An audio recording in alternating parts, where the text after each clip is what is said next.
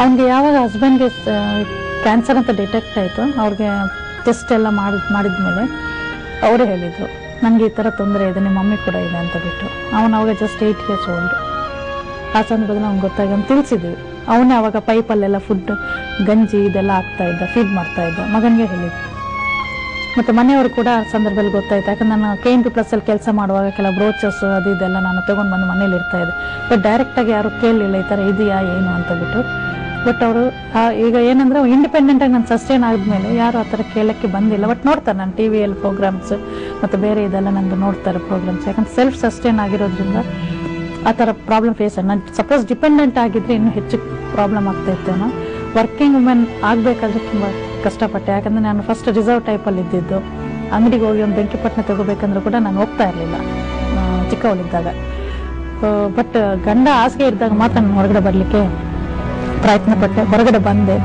But ನನ್ನಲ್ಲಿರೋ skill ಅವಾಗ ನನಗೆ ಗೊತ್ತಿರಲಿಲ್ಲ ಏನು ಅಂತ. ಬಟ್ ಇಂಗ್ಲೀಷ್ ಮೀಡಿಯಂ ಓದಿದ್ರು ಕೂಡ ಅಷ್ಟು ನಾನು ಕೆಪಾಸಿಟಿಗೆ ಅಂತ ತಿಳ್ಕೊಂಡಿಲ್ಲ. ಬಟ್ ಯಾವಾಗ ಆ ಗಂಡ ಹಾಸಿಗೆ ಇರ್ತಿದ್ರು ಅವಾಗ ಫೋರ್ಸಬ್ಲಿ ನಾನು ಬರಲೇಬೇಕಾಗಿತ್ತು, ಮಗನ ಉಳಿಸ್ಕೋಬೇಕಾಗಿತ್ತು, ನನ್ನ ಹೆಲ್ತ್ ನೋಡ್ಕೋಬೇಕಾಗಿತ್ತು, ಅವರ ಟ್ರೀಟ್ಮೆಂಟ್ಗೋಸ್ ಹೊರಗಡೆ ಬರಬೇಕಾಗಿತ್ತು. ಅವಾಗ ಬಂದೆ. KNP+ ಬಂದಮೇಲೆ ಕೂಡ ನಂತರ ಪ್ರಾಜೆಕ್ಟ್ ಇಲ್ಲದೆ ಮತ್ತೆ ನನ್ನನ್ನು ಬೇರೆ ಕಡೆ ಪ್ರಮೋಟ್ ಮಾಡಿದ್ರು, ಸ್ವಸ್ತಿ ಅಂತ ಬಿಟ್ಟು ಒಂದು NGO. ಅಲ್ಲಿ ಕೂಡ ನಾನು ಹೋಗಿದ್ದು ಕೆಲಸ ಆ್ಯಕ್ಚುಲಿ ಆಫೀಸ್ ಅಸಿಸ್ಟೆಂಟ್ ಏನೋ ತಗೋಬಹುದು ಅಂತ ಬಿಟ್ಟು. ಆದರೆ ಅವ್ರು ನನಗೆ ಆಫರ್ ಮಾಡಿದ ಅಕೌಂಟ್ಸ್ ಅಸಿಸ್ಟೆಂಟ್. ನಂತರ ನನ್ನ ಟ್ರೈನಿಂಗ್ ಅಸಿಸ್ಟೆಂಟ್ ಆಗಿ ಪ್ರಮೋಟ್ ಮಾಡಿದ್ರು. ಆ ಸಂದರ್ಭದಲ್ಲಿ ನನ್ನನ್ನು ನಾನು ಎಸ್ಟಾಬ್ಲಿಷ್ ಮಾಡಿಕೊಂಡೆ. ಅದು ಟ್ರೈನಿಂಗ್ಸ್ ಏನಂದ್ರೆ ಎಲ್ಲ NGOಸ್ಗೆ ಮತ್ತು CBOಸ್ಗೆ HIV ಫೀಲ್ಡಲ್ಲಿ ಕೆಲಸ ಮಾಡೋರಿಗೆ ಅವೇರ್ನೆಸ್ ಈ ಥರ ಟ್ರೈನಿಂಗ್ ಕೊಟ್ಟುಬಿಟ್ಟು ಅವ್ರನ್ನ ನಮಗೆ ಹಾರೈಕೆ ಮತ್ತು ಬೆಂಬಲ ಕೊಡುವಂತ ಇದು ಆ ಟ್ರೈನಿಂಗ್ಸ್ ಅಲ್ಲಿ ಹೇಳ್ತಾ ಇದ್ವಿ. ಅದೇ ಸಂದರ್ಭದಲ್ಲಿ ಒಂದು ಸೆಷನ್ ಏನಿಡ್ತಾ ಇದ್ರು ಪಾಸಿಟಿವ್ ಸ್ಪೀಕರ್ಸ್ ಅಂತ ಬಿಟ್ಟು. ಆ ಪಾಸಿಟಿವ್ ಸ್ಪೀಕರ್ ಆಗಿ ಟ್ರೈನಿಂಗ್ 4 ದಿವಸ ಟ್ರೈನಿಂಗ್ ಅಂದ್ರೆ 4ನೇ ದಿವಸ ಲಾಸ್ಟ್ ಅಲ್ಲಿ ನಮ್ದೊಂದು ಸೆಷನ್ ಇರ್ತಾ ಇತ್ತು. ನೀವು HIV ಪಾಸಿಟಿವ್ ವ್ಯಕ್ತಿಗಳನ್ನ ನೋಡಿದ್ದೀರಾ, ನಾನು ಅವ್ರಿಗೆ ಅಸಿಸ್ಟ್ ಮಾಡ್ತಾ ಇರ್ತೀನಿ 4 ದಿವಸನು. ಬಟ್ ಲಾಸ್ಟ್ ಒಂದು ಸೆಷನ್ ನನಗೆ ಕೊಟ್ಟು ಬಿಡ್ತಾ ಇದ್ರು. ಆ ಸೆಷನ್ ತುಂಬಾ ಎಫೆಕ್ಟಿವ್ ಆಗಿ ಆಗ್ತಾ ಇತ್ತು. ಎಲ್ಲರಿಗೂ ಆ ಟೈಮಲ್ಲಿ ಪರಿಚಯ ಆಗಿದ್ದು ಪಾಸಿಟಿವ್ ಸ್ಪೀಕರ್ ಆಗಿ ಸರೋಜಾ ಅಂತ ಬಿಟ್ಟು. ಎಲ್ಲ ಕರ್ನಾಟಕದಲ್ಲಿ ಎಷ್ಟು NGOs ಇದೆ ಅವ್ರಿಗೆಲ್ಲ ಲಾಸ್ಟ್ ಸೆಷನ್ ಅಲ್ಲಿ ಡಾಕ್ಟರ್ಸ್ ಇರ್ತಾ ಇದ್ರು, ಕೌನ್ಸಿಲರ್ಸ್ ಇರ್ತಾ ಇದ್ರು, ಬೇರೆ ಪ್ಯಾರಾಮೆಡಿಕಲ್ ಸ್ಟಾಫ್ ಇರ್ತಾ ಇದ್ರು, NGO ಸ್ಟಾಫ್ಸ್, ಅವ್ರಿಗೆಲ್ಲ ಲಾಸ್ಟ್ HIV ಟ್ರೈನಿಂಗ್ಸ್ ಅಲ್ಲಿ ಲಾಸ್ಟ್ ಒಂದು ಸೆಷನ್ ಪಾಸಿಟಿವ್ ಸ್ಪೀಕರ್ದು ತುಂಬಾ ಪಾಪ್ಯುಲರ್ ಆಗಿ ಆ ಟೈಮಲ್ಲಿ ಐಡೆಂಟಿಫೈ ಆಗಿದ್ದು. ನಾನು ಪಾಸಿಟಿವ್ ಸ್ಪೀಕರ್ ಅಂದ್ರೆ HIV ಪಾಸಿಟಿವ್ ಆದ ವ್ಯಕ್ತಿ ಕೂಡ ಹೆಲ್ತಿಯಾಗಿ ಜೀವನ ಮಾಡ್ತಾಳೆ, ಬೇರೆ ವ್ಯಕ್ತಿಗಳನ್ನ ಜವಾಬ್ದಾರಿ ನಿಭಾಯಿಸಬಲ್ಲೆ ಅನ್ನೋದು ಇದರಿಂದ ಗೊತ್ತಾಗುತ್ತೆ. ಮತ್ತೆ ಇವ್ರು ನನಗೆ ಹಲವು ಟ್ರೈನಿಂಗ್ಸ್ ಕೊಟ್ಟಿದ್ದಾರೆ ಸ್ವಸ್ತಿ ಅನ್ನೋರು. ನನಗೆ ಡಾಕ್ಯುಮೆಂಟೇಶನ್ ಪಾರ್ಟ್ ಇರ್ಬೋದು, ಯಾಕಂದ್ರೆ ನಂದು ಎಜುಕೇಶನ್ ಸಾಮಾನ್ಯವಾಗಿ 13 years ಗ್ಯಾಪ್ ಇತ್ತು, 13-14 years ಗ್ಯಾಪ್. ಅದು ನಾನು ವರ್ಕಿಂಗ್ ವುಮೆನ್ ಆಗ್ಬೇಕಾದ್ರೆ ಅವಾಗ ಡಾಕ್ಯುಮೆಂಟೇಶನ್ ಸ್ವಲ್ಪ ಇಂಗ್ಲಿಷ್ ಇದೆಲ್ಲ ಟ್ರೈನಿಂಗ್ ಕೊಟ್ಟು ನನಗೆ ಒಂದು ಕಂಪ್ಯೂಟರ್ ಟೇಬಲ್ ಈ ಥರ ಕೊಟ್ಟು ಅಂದ್ರೆ ಇಟ್ಸಲ್ಲಕ್ಕೆ ಮೋಟಿವೇಶನ್. ಮತ್ತೆ ಏನಾದರೂ ಒಂದು ಟ್ರೈನಿಂಗ್ ಸ್ಟಾಫ್ ಮೀಟಿಂಗ್ ಆ ಥರ ಎಲ್ಲ ಆಗ್ಬೇಕಾದ್ರೆ ಅವ್ರು ಹೇಳ್ತಾ ಇದ್ದ ಕೆಲವು ಪದಗಳೇನಂದ್ರೆ she is a leader for us. ಅಂದ್ರೆ ಪಾಸಿಟಿವ್ ಆಗಿ ನಾನು ಒಬ್ಳೆ ಇದ್ದಿದ್ದು ಅಲ್ಲಿ ಸ್ಟಾಫ್ HIV ಪಾಸಿಟಿವ್ ಆಗಿ, ಆಕೆ ನಮಗೆ ಲೀಡರ್ ಅಂತ. ಸೊ ಅಂತ ಮಾತುಗಳೆಲ್ಲ ಕೆಲವು ಸರಿ ನಮ್ಗೆ ಪ್ರೋತ್ಸಾಹ ಕೊಡುವಂಥದ್ದಿತ್ತು. ಅದಾದ್ಮೇಲೆ ಅವರೊಂದು ನಮಗೆ ಇನ್ಶೂರೆನ್ಸ್ ಕೂಡ ಎಲ್ಲ ಸ್ಟಾಫ್ಗೆ ಇನ್ಶೂರೆನ್ಸ್ ಮಾಡಿಸ್ತಾ ಇದ್ರು. ಬಟ್ ಇನ್ಶೂರೆನ್ಸ್ನವ್ರಿಗೆ ಯಾವಾಗ ನನ್ನ HIV ಸ್ಟೇಟಸ್ ಗೊತ್ತಾಯ್ತು ಅವ್ರಿಗೆ ಇನ್ಶೂರೆನ್ಸ್ ಇಲ್ಲ ಅಂತ ಹೇಳ್ಬಿಟ್ರು. ಬಟ್ ಇವಾಗ 2008 ಅಲ್ಲಿ ನಮ್ಗೆ ಹೆಲ್ತ್ ಇನ್ಶೂರೆನ್ಸ್ ಅಂತ ಬಿಟ್ಟು ಬಂದಿದೆ, ಅದಕ್ಕೆ ಎನ್ರೋಲ್ ಆಗಿದ್ವಿ. ಈಗ ಅಲ್ಲೇ ನಮ್ಮ ಕರ್ನಾಟಕದಲ್ಲಿ ಹೆಲ್ತ್ ಇನ್ಶೂರೆನ್ಸ್ ನಡೀತಾ ಇದೆ. ಆ ಹೆಲ್ತ್ ಇನ್ಶೂರೆನ್ಸ್ ದುಡ್ಡು ಅಲ್ಲಿ ನಮ್ಮ NGO ಏನ್ ಮಾಡ್ತೀವಿ, ಸ್ವಸ್ತಿ ಏನ್ ಮಾಡ್ತೀನಿ ಅದನ್ನ ನನ್ನ ಮಗನ ಎಜುಕೇಶನ್ಗೆ ಟ್ರಾನ್ಸ್ಫರ್ ಮಾಡಿ ಅದು ಇವತ್ತು ಕೂಡ ಇದೆ. ಈ ತರ ನಮ್ಮ ಬೆಳವಣಿಗೆಗೆ ಹಲವಾರು ಜನಗಳ ಕಾರಣಗಳಾಗ್ತಾರೆ. NGOs ಸಪೋರ್ಟಿವ್ ಇಂದ ನಾವು ಇವತ್ತು ಕಾನ್ಫಿಡೆನ್ಸ್ ಆಗಿ ನಿಂತ್ಕೊಂಡು ಮಾತಾಡ್ತಾ ಇದ್ದೀವಿ. ಮತ್ತು ಫ್ಯಾಮಿಲಿ ಮೆಂಬರ್ಸ್ ಸಪೋರ್ಟ್ ಕೂಡ ತುಂಬಾ ಇಂಪಾರ್ಟೆಂಟ್ ಇದೆ. ಹಾಗೂ ಇದು ಒಬ್ರಿಬ್ರಿಂದ ಆಗುವಂಥದ್ದಲ್ಲ.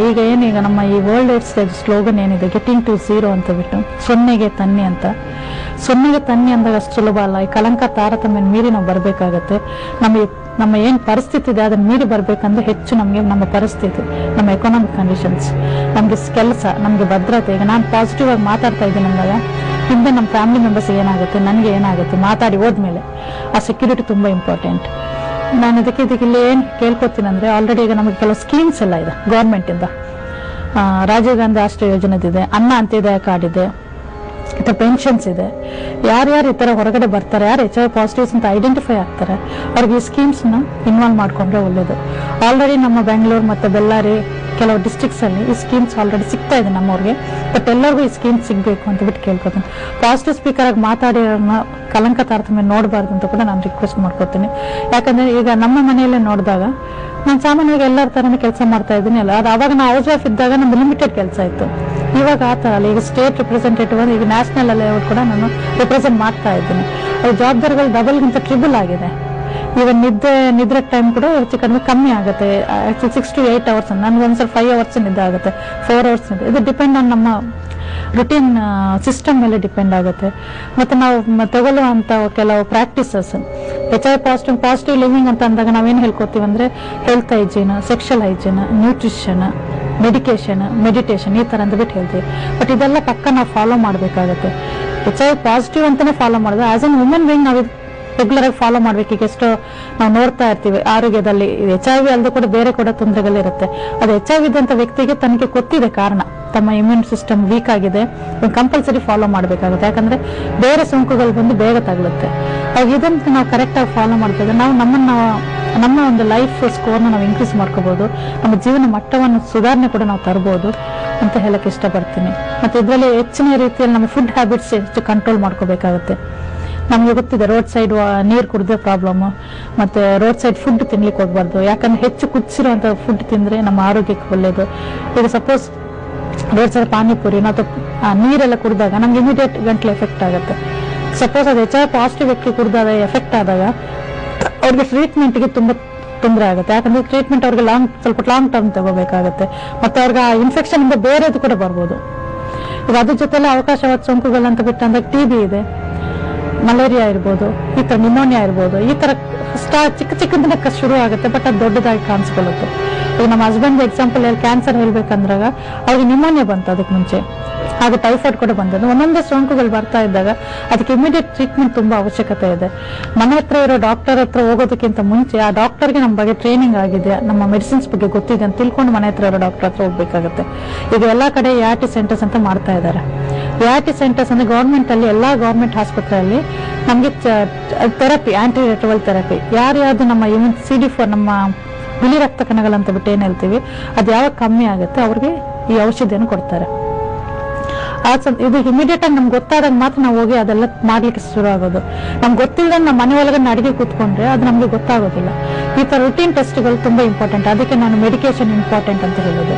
ಮೆಡಿಕೇಶನ್ once in 3 months, ಈಗ ಸಪೋಸ್ ಅವ್ರು ART ತಗೊಳ್ತಾ ಇಲ್ಲ ಅಂದ್ರೆ ಕೂಡ once in 3 months ಹೋಗಿ ತನ್ನ ರುಟೀನ್ ಚೆಕ್ಅಪ್ ಮಾಡಿಸ್ಕೊಳ್ಳೋದು, ಅಲ್ಲ BP ಇರ್ಬೋದು, ತನ್ನ ವೆಯ್ಟ್ ನೋಡ್ಕೊಳ್ಳೋದು, ಇದು ತುಂಬಾ ಇಂಪಾರ್ಟೆಂಟ್ ಇರುತ್ತೆ.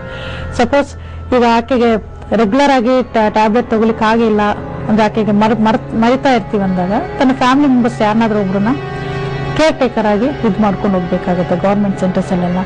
ಸೊ ಇದೆಲ್ಲ ತುಂಬಾ ಇಂಪಾರ್ಟೆಂಟ್. ಮನೆಯವ್ರದ್ದು ಕೂಡ ಸಪೋರ್ಟ್ ತುಂಬಾ ಇಂಪಾರ್ಟೆಂಟ್ ಇದೆ. ಮತ್ತೆ ನಾವು ಕೂಡ ಸಮಾಜದಲ್ಲಿ ಒಂದು ಮುಖ್ಯ ವ್ಯಕ್ತಿಯಾಗಿ ನಾವು ಕಾರ್ಯನಿರ್ವಹಿಸಬಲ್ಲೆ ಅನ್ನೋದು ಎಕ್ಸಾಂಪಲ್ಸ್ ಎಷ್ಟೇ ಇದೆ. ನಾನಲ್ಲದೆ ಕೂಡ ಇನ್ನೂ ಎಷ್ಟೋ ಜನ ಯಂಗ್ಸ್ಟರ್ಸ್ ಇದ್ದಾರೆ. ಮತ್ತೆ ನಾವು ಈ ಪ್ರಿಕಾಷನ್ಸ್ ತಗೊಳ್ಳೋದ್ರಿಂದ ನಮ್ಮ ಒಂದು ಜೀವನ ಮಟ್ಟ ಸುಧಾರಣೆಗಳು ಏನೇನು ಇನ್ಫಾರ್ಮೇಶನ್ಸ್ ಇದೆ, ಏನೇನು ಸರ್ವಿಸಸ್ ಇದೆ, ಅದನ್ನೆಲ್ಲ ನಾವು ತಗೊಳ್ಳೋದ್ರಿಂದ ಇನ್ನೂ ಹೆಚ್ಚಿನ ರೀತಿಯಲ್ಲಿ ನಾವು ಮಕ್ಕಳು ಅನಾಥ ಆಗೋದನ್ನ ನಾವು ಇದು ಮಾಡ್ಕೋಬಹುದು. ಹೆಂಗ್ ವಿಡೋಸ್ನ ನಾವು ಸ್ಟಾಪ್ ಮಾಡ್ಕೋಬಹುದು. ಯಾಕಂದ್ರೆ ಈಗ ಎಷ್ಟೋ ಜನ ನೋಡೋ ನಮ್ಮ ಎನ್ರೋಲ್ಮೆಂಟ್ ಎಲ್ಲ ನೋಡಿದಾಗ ನಾನು ಸ್ಟೇಟ್ ಒಂದು ಪ್ರತಿನಿಧಿಯಾಗಿ ಹೇಳ್ಬೇಕಾದ್ರೆ ನಮ್ಮಲ್ಲಿ 23,000ಕ್ಕಿಂತ ಹೆಚ್ಚು ಹೆಂಗ್ ವಿಡೋಸ್ ವುಮೆನ್ ಇದ್ದಾರೆ, ಅದರಲ್ಲಿ ಹೆಚ್ಚು ವಿಡೋಸ್ ಇದ್ದಾರೆ.